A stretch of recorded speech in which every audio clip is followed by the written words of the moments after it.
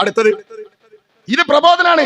1978 ജനുവരി 14 ഇറങ്ങിയ പ്രബോധനം. എന്താ RSSകാരുമായി ചർച്ച. ആര്? ജമാഅത്തെ ഇസ്ലാമി. ഇതിലെ തീരുമാനങ്ങളിൽ ഒരുപാട് തീരുമാനമുണ്ട്. എന്റെ ശബ്ദം നഷ്ടപ്പെടുന്നുണ്ട്, ഞാനൊന്ന് ചുരുക്കുക. എന്താ അതിന് ജമാഅത്തെ ഇസ്ലാമി പറയുന്നത്?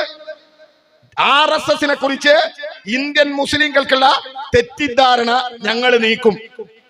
RSSനെ കുറിച്ച് ഇന്ത്യയിലെ മുസ്ലിങ്ങൾക്കുള്ള തെറ്റിദ്ധാരണ.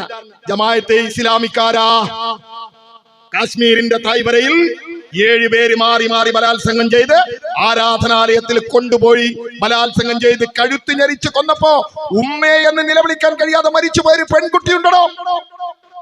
കൊന്നത് RSS. ആ RSSനെ കുറിച്ചുള്ള തെറ്റിദ്ധാരണ മുസ്ലിംകൾക്കിടയിൽ മാറ്റും. ആര്?